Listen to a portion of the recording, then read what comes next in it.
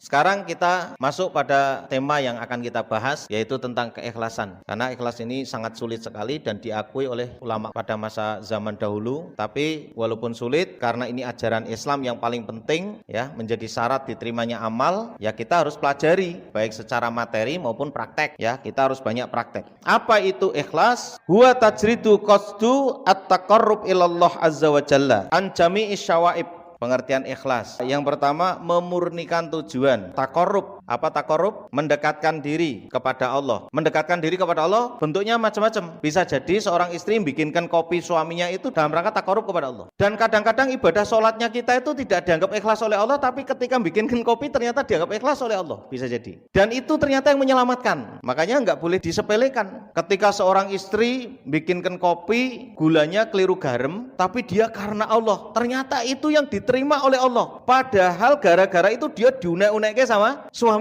Tapi itu yang diterima oleh Allah Subhanahu wa taala. Kalau sampai ke arah itu tuh akhirnya nggak sembarangan kita, nggak sembarangan maidung, karena semua atas kehendak Allah. Keliru garam itu atas kehendak Allah. Saya ulangi, memurnikan tujuan taqarrub kepada Allah dari perkara atau hal-hal yang mengotorinya. Ibu-ibu kalau mau bikin kopi, memasak, membersihkan rumah, atau ngeladeni suami, atau mendidik anak, merawat anak, itu sudah tidak berpikiran apakah saya nanti akan mendapatkan pujiannya suami atau tambahan bulanannya suami. Sudah tidak berpikir begitu. Karena kalau memurnikan itu maknanya ya hanya untuk Allah dia lakukan. Ketika dia melakukan kok dipaido pun dia tetap tidak akan merasa bahwa saya ini hina karena dipaido sama suami. Begitu juga seorang suami ketika bertanggung jawab memberikan nafkah kepada istrinya, baik berupa pendidikan atau nafkah zahir maupun batin, sama seperti itu. Walaupun istri maido apapun, ya kalau memang dia kerjakan untuk Allah ya nggak apa-apa. Saya mengerjakannya untuk Allah, bukan untuk kamu kok. Kamu itu hanya wasilah saja untuk taqarrub kepada Allah. Makanya nikah itu sampai pahalanya besar itu tujuannya bukan untuk manusia. Lah hal-hal yang mengotori apa maksudnya? Hal-hal yang mengotori itu adalah ada tujuan lain. Tujuan lainnya apa? Bisa jadi ini contoh ya, pujian atau materi. Aku tak sregep ngladeni bojo ben tukoke vario misalnya gitu. Oh, itu begitu suaminya nggak bisa memberi mesti marah-marah. Lah ya diladeni teman-teman kok ya ora pangerten temen gitu loh. Nah itu kan jadi masalah. Karena apa? Ya tujuannya kepada selain Allah. Saya berkesimpulannya, setiap amalan apa saja yang menimbulkan kekecewaan itu pasti tidak ikhlas. Bukan karena Allah, pasti. Sebab kalau karena Allah tidak mungkin kecewa. Bagaimana saya mau kecewa? Kalau saya misalnya ini disuruh ngaji, tekan gone gak enek wonge, ra enek sing teko. Kenapa saya harus kecewa? Allah pasti membalas saya kok. Ngapain saya harus kecewa? Balasan manusia berapa sih? Enggak seberapa. Tapi balasan Allah itu kan lebih besar nilainya. Kecewa itu pasti bukan karena Allah. Dalam semua hal, dibikinkan kopi kemanisan kecewa, kurang manis kecewa. Berarti yang minum itu kan suami. Itu berarti dia minumnya bukan karena Allah. Kalau minumnya karena Allah, enggak ada urusan. Sebenarnya istri ini sudah bikin dengan gula, tapi karena lidahnya dibikin gak manis sama Allah, sebagai ujian kan bisa. Paham ya maksud saya? Jadi bukan karena istri yang salah sebenarnya, bukan. Atau memang sengaja Allah jadikan istri itu lupa gak ngasih gula, bisa jadi. Ya, bisa jadi. Makanya itu saling menguji sebenarnya. Alladzi khalaqal mauta wal hayata liyabluwakum ayyukum ahsanu amala. Yang bikinkan kopi itu dia diuji bagaimana, apakah karena Allah atau bukan. Yang minum kopi juga diuji oleh Allah, apakah dia menerima atas buatannya. Karena yang bikin rasa enak dan tidak enak bukan orang yang membuat, tapi Allah lah yang membuat rasanya jadi enak.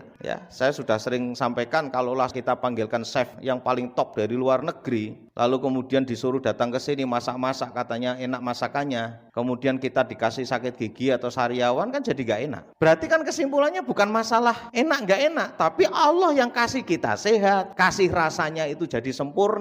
Itu di situ. Kita belajarnya sampai ke situ kalau namanya ikhlas itu. Bukannya sekedar lilah-lilah tok. Prakteknya seperti apa? Banyak kecewa enggak? Yang kedua adalah huwa ifratullah azza wa jalla bil qasdi fit ta'ati. Menjadikan Allah sebagai satu-satunya tujuan dalam ketaatan. Sekarang saya mau tanya, jenengan nyekolahkan anak tujuannya apa? Itu kebanyakan kerja. Le sekolah yang pinter ya le, ojo lali salate. Balik itu. Ayatnya itu bunyinya Wabtaghi fima atakallah darul akhirah wala tansa nasibaka minat dunya. Yang pertama, carilah oleh kamu darul akhirah, akhirat. Berarti orientasi amal apa? Akhirat. Kemudian ada kalimat jangan lupa nasibaka minat dunya, bagian dari dunia. Jadi jangan lupa. Nek tadi kan kalimatnya le sinau sing sregep ojo lali salate. Kualik berarti harusnya le salate sing sregep ojo lali sinaune. Harusnya begitu. Karena dia enggak ngaji orang tuanya, dibalik. Le sekolah sing sregep ojo lali salate. Akhirnya salate lali tenan. Lah nek ini misalnya dunianya lali, enggak apa-apa. Sampai dunianya lali enggak masalah, ya, enggak ada masalah.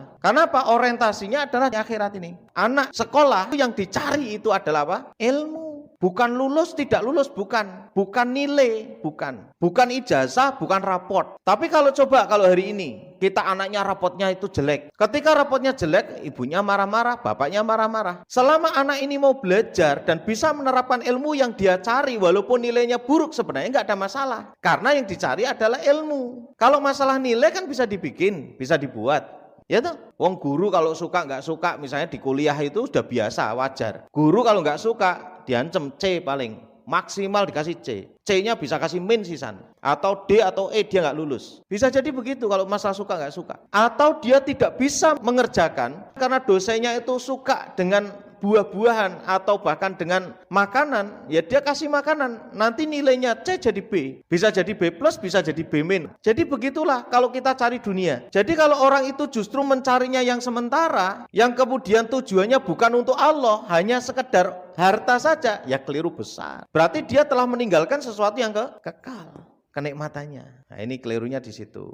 Wah ini harus belajar. Sebenarnya ilmu begini ini ya sejak SD harusnya. Jenengan saya barang mungkin terlambat ya. Apa masih SD ini sekarang? Nggak apa-apa ya. Nggak penting kan mau masalah SD, mau TK, mau PAUD, nggak ada urusan. Yang penting ilmunya masuk lah terus diamalkan pelan-pelan. Mungkin suatu ketika di rumah, maaf ya, bapak-bapak kan senengnya nukang ya. Mungkin dandani lawang, apa dandani jendela atau apalah yang dikerjakan itu lillah sudah. Misalnya di paido ya serapopo. Wong yang menilai adalah Allah bukan menilai manusia. Begitu juga ibu-ibu, wes resik, tenan resik. Namanya orang hasad itu. Hasad itu kan bisa muncul dari suami, bisa muncul dari tetangga, bisa muncul dari teman-teman. Hasadnya apa? Iki kok kotor toh mbak? Padahal nembewe disapu wes dipel gitu loh. Namanya orang hasad begitu. Ya enggak apa-apa. Enggak apa-apa. Enggak ada masalah. Karena ada nilainya di sisi Allah. Saya melihat ya, memperhatikan orang-orang yang ikhlas itu Masya Allah memang luar biasa. Itu selalu ceria lah ibaratnya itu. Enggak ada suntuk itu enggak ada. Karena apa ya? Karena tujuannya kepada Allah. Selalu mengembirakan. Kenapa kok selalu ceria? Ya karena balasannya itu nikmat. Yang tidak bisa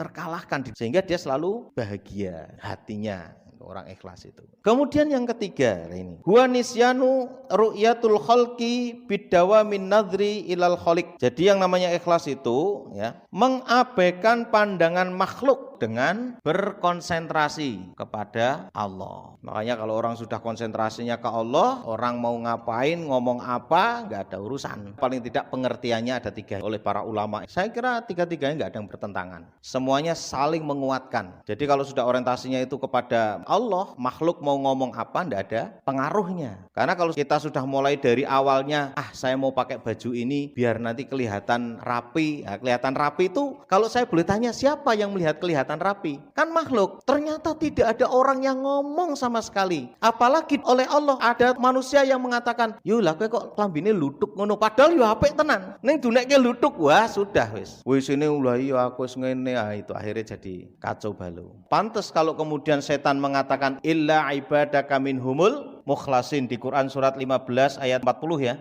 Kecuali hamba-hambamu yang mukhlas, yaitu orang yang berusaha untuk ikhlas, untuk mensucikan dirinya. Makanya setan nggak bisa menguasai dirinya. Makanya kita terus belajar ikhlas sampai kapan lah? Kalau saya belum bisa ikhlas Pak Ustadz, gitu sampai saya mati. Allah menilai usahanya, bukan hasilnya. Bisa jadi menurut kita tidak ikhlas, tapi Allah menganggap ikhlas karena perbuatan kita banyak sekali. Dari bangun pagi sampai nanti tidur itu kan banyak sekali. Mana yang lebih banyak untuk Allah atau untuk makhluk? Coba perhatikan aja. Banyak mana? Sampai iblis mengatakan kepada Allah, aku tidak bisa mendekati mereka kecuali hamba-hambamu yang ikhlas dan berusaha untuk ikhlas.